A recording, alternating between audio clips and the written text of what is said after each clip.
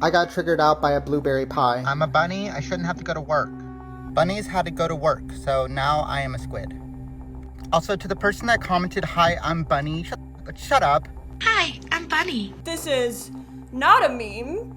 This is how one of TikTok's biggest mental health creators opens a TikTok. Behind that is a creator with almost 1 million followers, built on a claim of living with dissociative identity disorder. True DID is rare and in the early stages of healing, often messy. They don't call it multiple personality disorder anymore because that made it sound like there's a bunch of different people living inside your head. Okay, while we're on the topic of being on our phones too much, let me show you something I actually found useful. So this app is called Cash Giraffe, and it literally pays you to play games. Some people might trauma dump for free online, others are just lying on their couch collecting coins like some kind of low effort entrepreneur. You can use it by clicking the link in the description or clicking on the QR code that is on my screen right now. Once you install it, you can let it track your progress. It basically cheers you up while you tap on your screen and become somewhat of a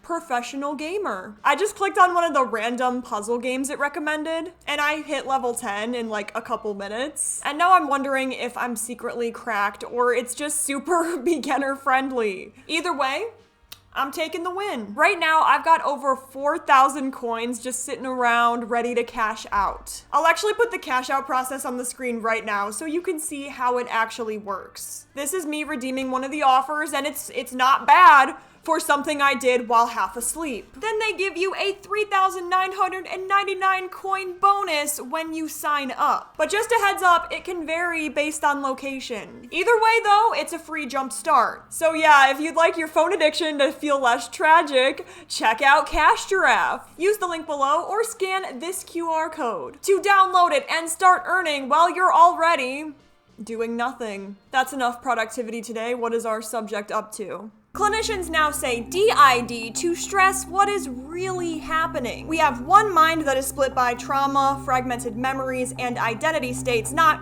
literally multiple people. But in the recent years, yeah, TikTok has turned it into something else.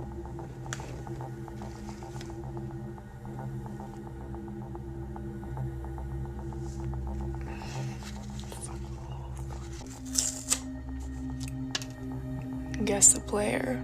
A kind of live action improv where alters can appear on cue. Merch drops between episodes and the drama never really stops. The A system is one of the most polished examples yet. Since 2021, almost every upload has revolved around their 30+ identity states. I believe it would be quite immoral to say that someone is faking just because I saw them on the internet. But when a condition built on trauma and unpredictability starts to look like a scripted show, it's kind of hard not to ask, are we watching a rare disorder unfold or a performance that was manufactured for clicks? Let's rewind a little bit and also maybe listen to a few clips from a podcast where a doctor says, this doesn't quite line up with DID. Smash this like and subscribe and let's drop in.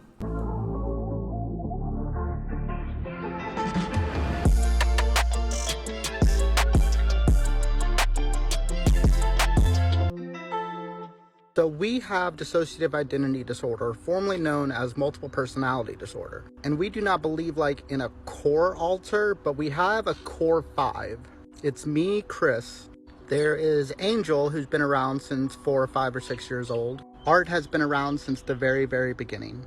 Alex is one of the originals in the system. And Aurora, who is represented here by our old hedgehog Boomy. The 5 of us have been around since very early childhood, and when people talk about who was the first, we don't know, because we all have memories from that time. This is a cool introduction. What's this?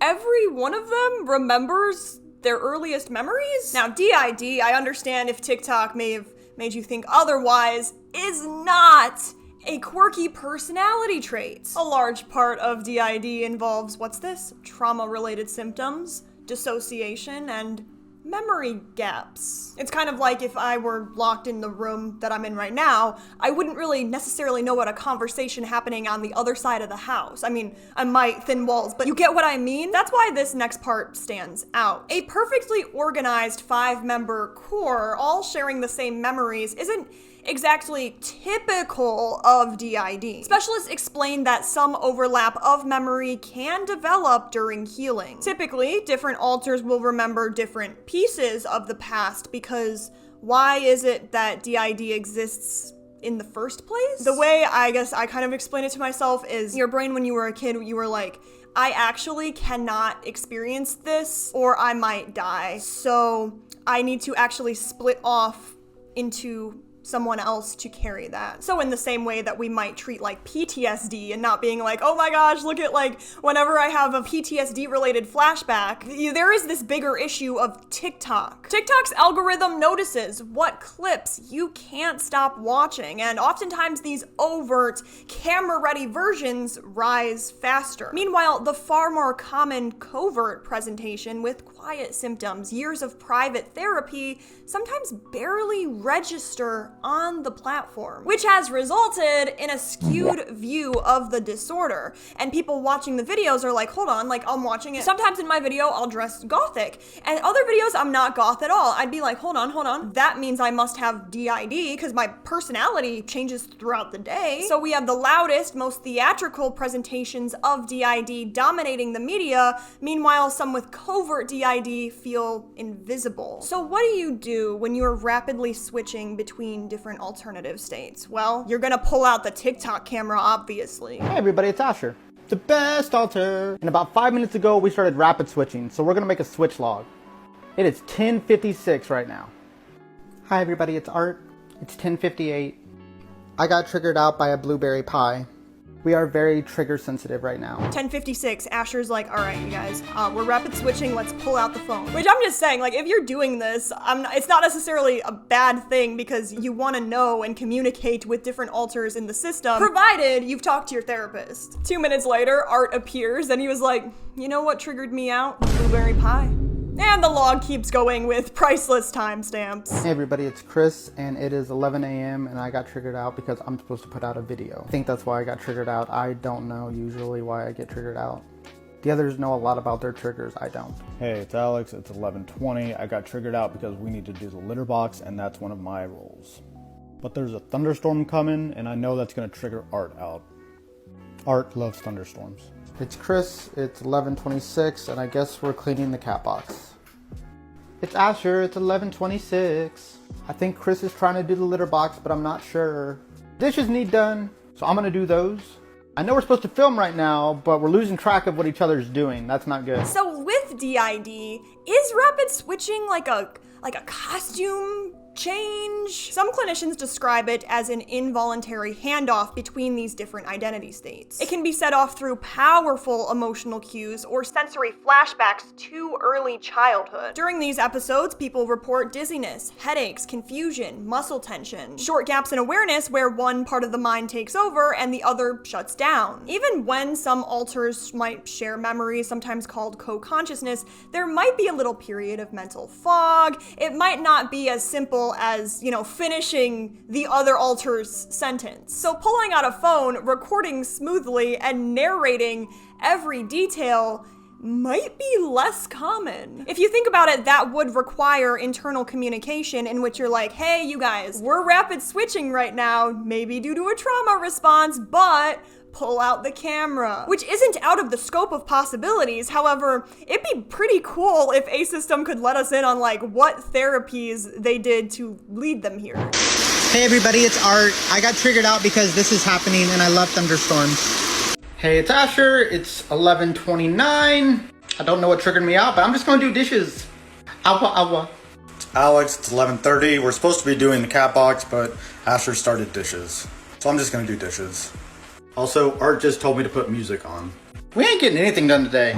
absolutely, a scent or sound can bring someone back to a traumatic memory. The dessert, however, first of all, is it appropriate to share your triggers online? Because people are awful online, they can take advantage of that. I'm just curious about the blueberry pie. That's like saying to a group of people who you don't know them, they could be the worst people on earth. I have arachnophobia, and the next time you guys hang out, like they bring a bunch of spiders because like they know. Another thing about the pie is, if pie triggers you, wouldn't your household, like people in your house, know this about you, and they might not have pie because you don't really need to be triggered out for something, like have cake instead. Also, notice the memory continuity. Each altar seems to know exactly what the last one did. That kind of instant clean awareness isn't impossible, but it's rarely described that cleanly in clinical reports. It kind of reminds me of dissociated whenever they first got diagnosed with DID.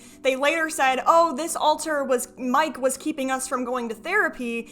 However, we did have an entire journal where the alters seamlessly communicated. Like, is it impossible? No. But can we remember, like, why DID exists in the first place? And maybe not everyone is gonna be super excited to start communicating. Next, a system confronts the viewers head on. They're like, listen, not only am I diagnosed with DID, but also just depression. Hey everybody, it's Alex from the A System. I just want to make a quick video. We've ended up the subject of a couple of hate pages. People calling us fake and saying they don't believe us and they don't believe we're real. That's not going to stop us. We want to educate the general public on dissociative identity disorder. We want to show that it's not scary and that we're not monsters. We're not what Hollywood makes us out to be. Everybody, it's Asher, the best alter, at our psychiatrist appointment. Me, Alex, and Art all talked to him. It was nuts. There's our diagnosis. We got the DID and the depression. Shout out, we got the big sad. Here's the thing, mental health diagnosis paperwork is usually a multiple page full of clinical detail. Flashing a sheet that says DID and depression doesn't exactly verify much, even with the depression. What kind of depression are we talking about? Have we ever opened like a DSM-5? Are we talking major depressive disorder, seasonal depressive disorder, or some trauma thing tied to PTSD? Instead of addressing those gaps, the video waves off every question as hate. That might rally your loyal followers, but it does dodge the very issues a truly educational account might want to clear up. And for an account that kind of is run around my life living with DID, I'm not seeing a whole lot of DID education. None of this is a diagnosis though. Obviously nobody can know what is going on in their personal life. But when the proof is a cropped acronym and the content rewards spectacle over substance, it's easier to see why so many viewers remain unconvinced. Now, let's take a look at how the diagnosis actually happened, shall we? A therapist with BetterHelp! Did your therapist from BetterHelp diagnose you? Yes. And I'm gonna clip me telling that story just to get it out there. She's a state expert witness on DID, a specialist in DID, who picked up BetterHelp to pick up clients at the beginning of COVID. We picked up BetterHelp at the beginning of COVID and just happened to link. Now this is where things start getting even more curious. In their own words, they were diagnosed by BetterHelp, a counseling app that can connect you with a provider in just minutes. On paper, BetterHelp is a real teletherapy service, but it's also faced with heavy scrutiny, like sharing user data with third parties like Facebook without explicit user consent, confusing pricing, and questions on how thoroughly it vets its therapists. Landing a DID therapist by chance on this quick match app is extraordinarily lucky. The disorder is rare. Some estimate less than 0.5 to 2% of the population actually has it. A true diagnosis often requires multiple sessions, detailed interviews, and specialized testing. Compressing all of this into a single short online match raises obvious questions about the depth and the accuracy? Are we looking at a careful clinical process or a diagnosis that's shaped by the speed and spectacle of online therapy? Next, on DID Awareness Day, we got multiple alters coming forward in one sitting to introduce themselves to you. Hi, my name is Chris, and I have dissociative identity disorder, formerly known as multiple personality disorder. In total, I have 28 alters, and some of them would like to say hi. Hello, I'm Art. I'm one of the gatekeepers in the system. I'm a female alter. Gatekeeper means I help control the switches. Hi, my name is Alex, and I'm the primary protector in the system. That means I protect the system when things are going south. Hi, my name is Asher, and I'm one of the emotional protectors in the system. Hi, my name is April, and I'm one of the protectors in the system. These are the only alters that want to actually be on video at this time. If you have any questions for us, please leave them in our comments. Happy DID Awareness Day. This scene is pretty polished. A system just whips out 4 identity states. I've seen some people do this. We can discuss the ethics of it in the comments. However, a lot of the time it'll be like, oh, this, I wrote down on this piece of paper, can you introduce yourself to the camera? And some alters might do it, some might not, in a long period of time, rather than in like one sitting. Same shirt, same hair, same camera angle. It's less like an unexpected switch and more like a perfectly timed roll call. I mean, the terms they're using, gatekeeper, protector, this is used sometimes in trauma therapy. But these roles usually surface slowly after years of clinical work. So if we were diagnosed back in 2020, why are we not experiencing confusion or memory gaps during these switches? No, we've got a seamless single take introduction. It's not like your heart rate can spike or drop, or same with your blood pressure during a switch, and then you might have disorientation. No, you can just introduce yourselves because you felt like it. So it's hard because it's like real experiences are valuable no matter how rare overtly presenting DID is. It's not like you should like shut yourself out and never upload on the internet. Now let's talk about how this severe trauma-based disorder is used to dodge wanting to clean up at work. So we work at a restaurant, and today we were doing what's called janitor work, where basically we help clean up the restaurant before it opened. So what happened was somebody blew up a toilet. Somebody clogged a toilet, bathroom was wrecked, okay? I walk in there, I'm like, I'm not doing this. I'm gonna get someone else to do this. So what I did was I put in headphones and I started playing a different alter, Alex's music, really loud to trigger him out, so he had to do it. Just little stuff like that really is fun to do.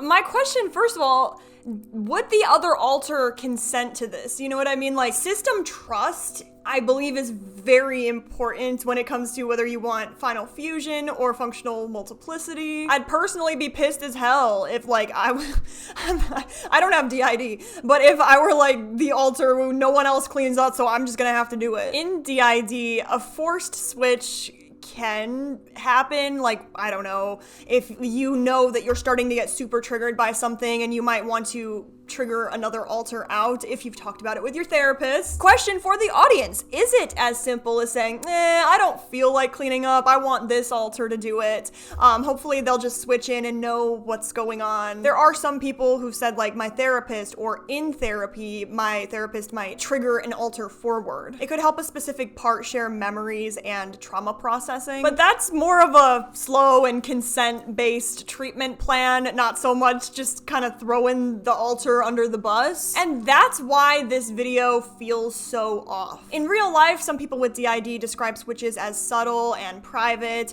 and moments they're trying to manage quietly. It's also interesting, just question for the crowd, because I've heard some people with DID say like, it's not like I know like, hey, I just switched in. It could be like you're doing something and then you kind of realize like, oh damn, I don't remember this and that. Immediate awareness with co-consciousness is possible to say like, I am this alter now. Although like, when we just started therapy, do you know what I mean? It's like, when I was young, I learned to speak English. That is my entire life I've spoke English. And then imagine someone saying, hey, so we're gonna work through that because you're actually supposed to be speaking French. And I don't know what it's like to speak only French. So to me, at first, it's not gonna be like, oh, I'm just fluent in French. You have to learn. And the same sometimes goes for internal communication with different alters. It's not like you're just gonna magically magically have this beautiful friendship with all of them. Some alters might not want to come forward or be known because they believe what's keeping them safe is hiding this trauma from the rest of the system. So if your goal is to educate, stunts like this risk doing the opposite, because you know there's gonna be a teenager scrolling on TikTok and they're like, damn, I wish someone would clean my room for me or go to work for me. But c'est la vie, je ne sais quoi. Let's watch a day in my life and let's count my switches edition. Hey everybody, it's Asher, the best alter, and today we're going to show you a day in our life, featuring a galaxy. Galaxy might show up again. First things first, let's get rid of this. April would literally end me right now. April would not let me live that down. It's short enough already. Also, FP, if you want your hoodie, come get it. Also, to y'all being thirsty over this angle, knock it off, quit it. I can only laugh so hard. We ended up changing like 4 times today. This was just like one of 4 shirts. This galaxy really do be calming us down. It really helps. Apparently April did not think we were cleaned up enough, and yep, she's instantly mad. Sammy actually bought us that, and we really need to start using it apparently. I get it, girl, it takes 5 seconds.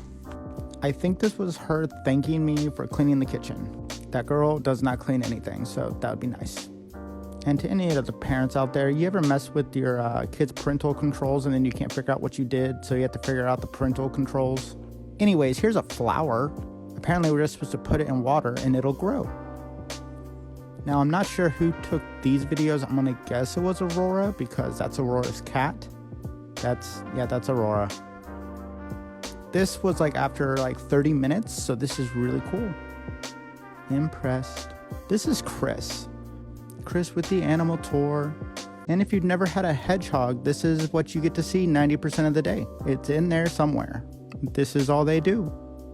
Art went on a candy run. Art goes on a candy run like once a week, and I'm not sure what she was doing here. Apparently it was just be a cat time. And yeah, me and Angel have affectionately started calling her the cat. Anytime we have to refer to her around people, we're just like, yeah, the cat just does stuff. Let's be real, she likes it. And then we just spent the rest of the day playing chess with our son. All in all, it was a really good day. Scrolling through their feed, a pattern really jumps out at me. A lot of the uploads look like a fun, upbeat lifestyle vlog rather than a rare trauma-based disorder. We got plenty of outfit changes, a hedgehog, cameos, candy runs. What I'm missing is some substantive education about dissociative identity disorder. Clinically, DID is not a cast of people who are just waiting to be introduced. It's a complex coping response to severe and early trauma. Yeah, but that's kind of like if I were to come forward and make a TikTok account dedicated to my life with ADHD and I put it in my description. And I put some little sprinkles of misinformation in there. I'm like, well, ADHD is normally just in boys. It's really just when you're hyper and energetic. I mean, everyone's a little ADHD sometimes. You know what I mean? It's like, no, I'm not an educator. However, I'm also not giving a good look to the disorder that I am claiming to want to destigmatize. Real cases can involve overlapping memories, blurred identities, years of intensive therapy. Not so much a polished single take roll call that racks up the views on TikTok. I cannot imagine living with DID. I've heard from different people with DID saying like, these people who fake disorders online, it breaks my heart. While other people are like, I've got more important things to think about, such as working through trauma. So I checked out an episode of the Carlet Psychiatry podcast. It's hosted by Dr. Chris Aiken and Kelly Newsom, published March 18th of 2024. In it, they talk about dissociative identity disorder versus plural identity that is often seen in the teen and young adult online community. Here's a clip where they explain how plural identity can differ from DID. These days, when we talk about DID, we need to address the emerging phenomenon of plural identity. Plural identity is not recognized in the DSM-5, but is gaining popularity on social media. A TikTok community known as A System has 1.1 million followers as of 2021, with 910 million views on the hashtag DID. That doctor's pointing to a real split.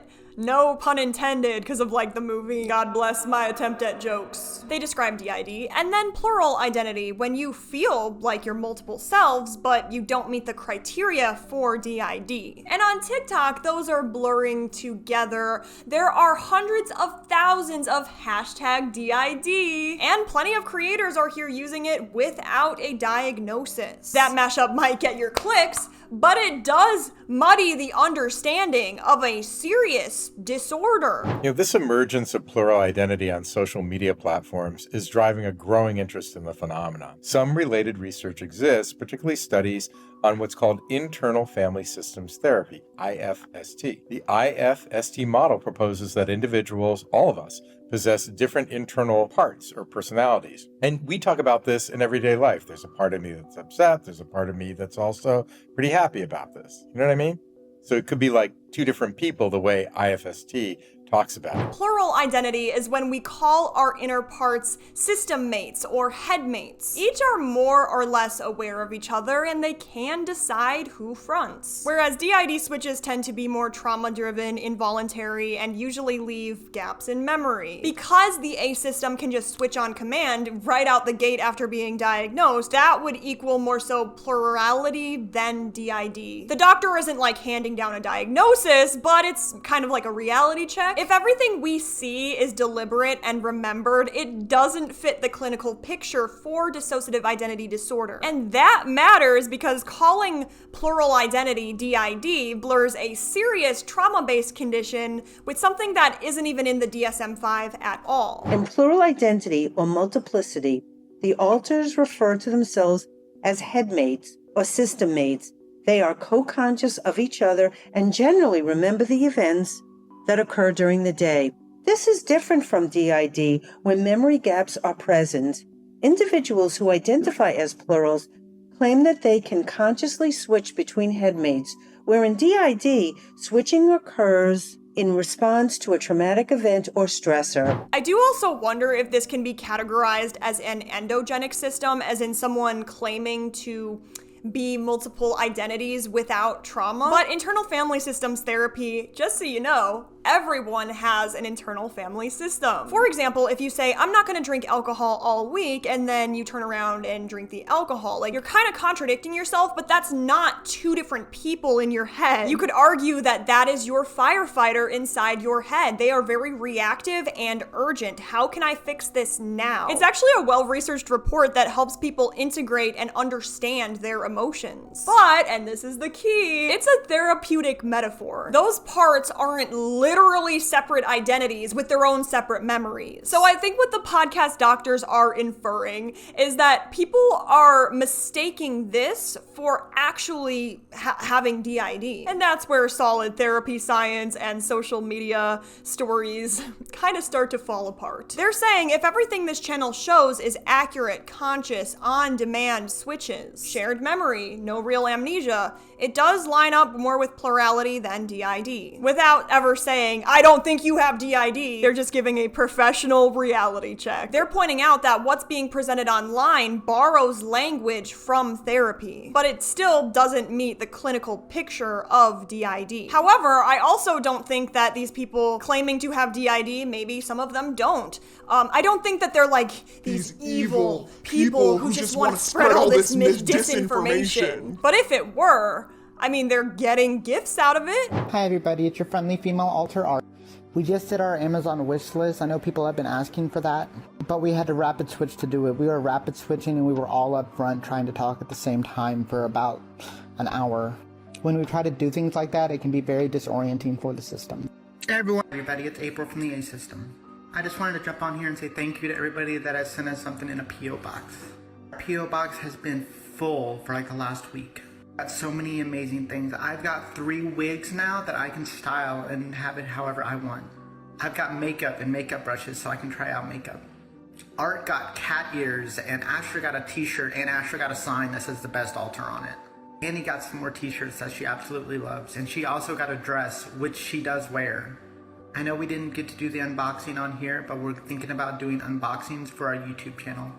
It'll probably be one of our first YouTube videos is unboxing videos. They're like, listen, we've been dealing with hours of disorienting rapid switches, but now it's all chill because we got a bunch of P.O. box stuff. Supportive gifts are fine, but pairing mental health updates with gifts hauls kind of blurs the line between a diagnosis and marketing an online persona. So it's easy to see why some viewers are starting to question if these gifts are following the story or driving it. Each dramatic switching clip to me looks like it's coinciding with these Amazon deliveries. Whether it is planned or not, it to me kind of creates a cycle. Post a dramatic moment, receive items, then film the next reveal. Next is a clip that shows how sudden these on-camera switches can look, starting with a spilled drink and ending with the flawless cleanup of another altar. What up? It's Asher. The best altar. I'm turning this down a little bit. We'll kind of white it out a little bit. You gonna change for me or not? Ah! Oh no! Oh, I fucked up. I fucked up. I'm gonna get a towel for the very expensive computer. You're an idiot. All right, hold on. Hold on, everybody. 1 second. Did you break it? We are, rapid switching horribly. We've switched probably 100 times today at least. Watch the sequence very closely. They're saying they switched 100 times today. So one identity spills water on a laptop. They immediately switch and the other takes over. They grab a towel and narrate cleaning it up without missing a beat. Rapid switching is real, but mental health professionals describe it as unpredictable and physically taxing. Even in systems where there is a lot of co-consciousness, it can take a moment for the new identity to start orienting. Even in systems where there is co-consciousness, it can take a second for the person to come front and orient. Here, the changeover is flawless. It seems more like a relay handover than an involuntary episode. That doesn't mean it's staged. Some systems do experience unusually high amounts of co-consciousness. I mean, especially if we've been in therapy for years. But this seamless camera-ready transition under stress was enough to make viewers be like, a little bit sus. Whether it's an extraordinary case or a segment that's shaped for TikTok pace, it does explain why there is so much debate being sparked. So they do have these top 5 core personalities who get along very well, and that could explain these switches. However, what about this video where they switch and they don't know what's going on? Do you as gatekeeper not have amnesic barriers? Oh, it's a boom.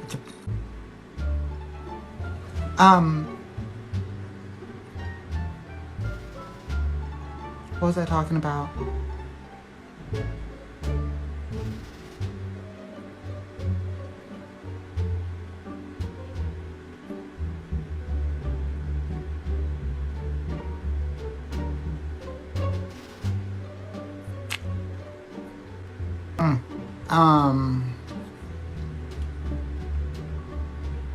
Why'd I switch out? This moment stands out to me because it is breaking the system's own patterns. Earlier, the gatekeeper alter is saying she rarely experiences memory gaps. Yet mid-sentence here, she stops, forgets what she's saying, and she's like talking to herself, why did I switch? This isn't the only time something like this has happened. Sometimes a new identity will step in and remember everything. Other times it's a complete blackout. So my question here would be, what happened to make it so that the memories did not carry over this time while other times they might? Devil's advocate, to be fair, DID is far from simple. Specialists explain that the mind can build these walls between different identities as a response to early trauma. For most people, a scent can be like, this smells just like that one thing in my kindergarten class. Whereas for someone with DID, a scent can trigger forward a moment of intense stress and abuse. I mean, so that could explain why the switches can vary so widely. It all depends on the system structure, but with that being said, the timing is still curious. One of the very rare full gaps just shows up while they're on camera. Maybe it's a coincidence. Maybe the act of filming put pressure on them and triggered an amnesic switch. So it can either be the condition is unpredictable and it's not like oh, I was triggered by this, therefore this alter will 100% come out. But it also helps us understand why moments like this spark a debate about what is really happening on screen. Up next is a moment that really made me pause. Listen to how casually they describe switching 100 times a day, and even waiting in something that's called the front room when taking turns on camera. In order to switch in our system, you have to be in the front room, and then you can switch in. 5 of us pretty much hang out in there all the time. Me, April, Asher, Chris, and Alex. We call ourselves the front 5 because we're always fronting. We switch 100 times a day. We're good at it. So when we want to shoot videos with more than one of us in there, we usually just go to the front room and wait our turn.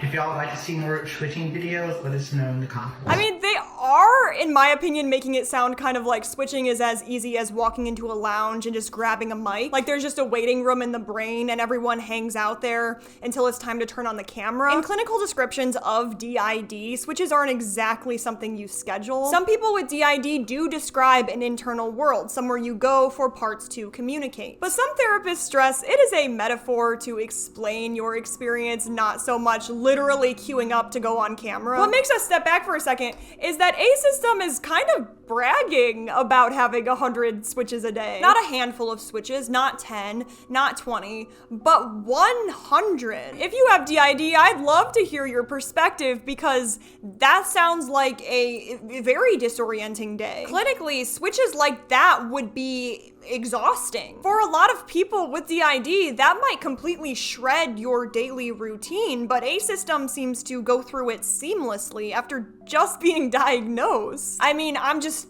from my perspective, so that if you don't have DID, I guess the closest way we could understand is imagine, you know, going throughout your day, doing your work, doing your homework, whatever, going through every emotion under the sun, like inside out, going back and forth, angry, sad, happy, whatever. It's like too exhausting, but worse because amnesia. It's not just implausible, but it's also something that can cause extreme strain on the body's circuitry, including, what's this? Your vagus nerve that helps keep your heart rate and mood steady. Before we finish, I do just want to step back and say this isn't about the A System. This is about TikTok and the online community as a whole. Platforms like TikTok can turn mental health into awareness, but they can also turn real disorders into quick entertainment. We've seen how spectacle and gifts can overshadow education, and how easy it is for self-diagnosed creators to turn rare conditions into personal branding.